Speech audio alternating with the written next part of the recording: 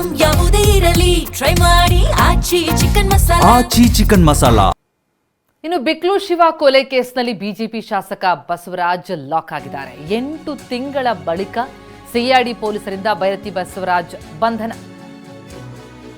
ಶರಣಾಗತಿಗೂ ಮುನ್ನವೇ ಸಿಐಡಿ ಪೊಲೀಸರು ಖೆಡ್ಡ ತೋಡಿದ್ರು. ದೇವನಹಳ್ಳಿ ಏರ್ಪೋರ್ಟ್ಗೆ ಬಂದಿಳಿತಾ ಇದ್ದಂತೆ ಶಾಸಕ ಬೈರತಿ ಬಸವರಾಜ್ ಅವರನ್ನ ಲಾಕ್ ಮಾಡಲಾಯಿತು. ಸಿಐಡಿ ಕಚೇರಿಗೆ ಕರೆತಂದಿದ್ದಾರೆ ಪೊಲೀಸರು. ನಿರೀಕ್ಷಣಾ ಜಾಮೀನು ಅರ್ಜಿ ವಜಾ ಆದ ಬೆನ್ನಲ್ಲೇ ಶರಣಾಗತಿಯೊಂದೇ ಅವರಿಗಿದ್ದಂತಹ ಮಾರ್ಗ. ಆದರೆ ಅದಕ್ಕೂ ಮುನ್ನ ಅವರಿಗೆ ಬಲೆ ಬೀಸಿದಂತಹ ಎಸಿಪಿ ಹರ್ಷ ನೇತೃತ್ವದ ತಂಡ ಅವರನ್ನು ವಶಕ್ಕೆ ಪಡೆದು ಈಗ ಸಿಐಡಿ ಕಚೇರಿಗೆ ಕರೆತಂದಿದೆ. ತನಿಖಾಧಿಕಾರಿಗಳಿಗೆ ಹಸ್ತಾಂತರ ಮಾಡಲಾಗಿದೆ. ಈಗ ಏನಿದ್ರು ವಿಚಾರಣೆ ನಡೆಯುತ್ತೆ.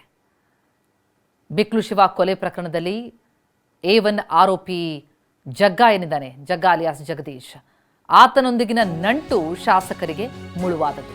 ಬಂಧನ ಪ್ರಕ್ರಿಯೆ ನಡೆಸಿ ನಿನ್ನೆ ರಾತ್ರಿ ಕಚೇರಿಯಲ್ಲೇ ವಿಚಾರಣೆ ನಡೆಸಲಾಗಿದೆ. ರಾತ್ರಿ ಸಿಐಡಿ ಕಚೇರಿಯಲ್ಲೇ ಊಟ ಕೊಟ್ಟಿದ್ದಾರೆ.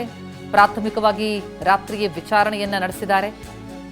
ಎಲ್ಲೆಲ್ಲಿ ತಲೆಮರೆಸಿಕೊಂಡು ಓಡಾಡಿದ್ದಾರೆ ಅನ್ನೋದ್ರ ಬಗ್ಗೆ ಕೂಡ ತನಿಖೆಯಾಗ್ತಾ ಇದೆ.